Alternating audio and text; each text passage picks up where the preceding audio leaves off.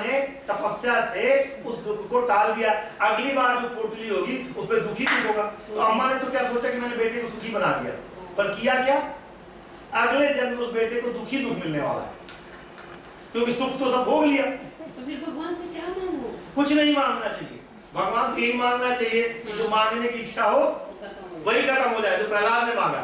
प्रहलाद ने यही कहा ना, भगवान ने प्रहलाद से 3 बार कहा मांगो मांगो मांगो, कहो तो तुम्हारे बाप को जिंदा कर दूं। भगवान कहते क्या है, प्रहलाद मुझे बड़ा दुख है, तुम्हें बाप ने आग में जलवाया, पहाड़ से फेंका, हाथी से रौंदाया, कोड़े मारे, मुझे तभी आ जाना चाहिए था, मुझे तो पता था ना, तो मुझे जब इसे मारना ही था तो पहली बार नहीं आ जाता, मुझे आने में इतनी देर हो गई, इसलिए मैं तुम्हारा अपराधी हूँ। देखिए भगवान अपराध स्वीकार करते हैं, और मैं तुम्हारा अपराधी हूँ, इसलिए मुझे अपराध भावना से मुक्त करने के लिए कोई वरदान ले लो मेरे से। मुझे ये लगने लगा कि मेरा अपराध कम हो गया। प्रहलाद 5 साल के थे पर भक्ति में ऊंचे थे।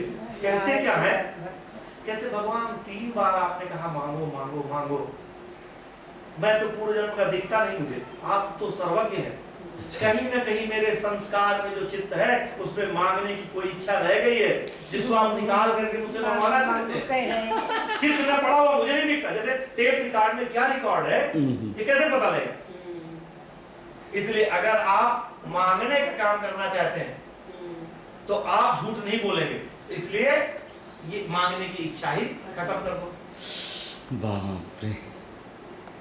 उन्होंने कहा मेरी इंद्रिय न हो, कभी मांगने की इच्छा ही न हो। वाह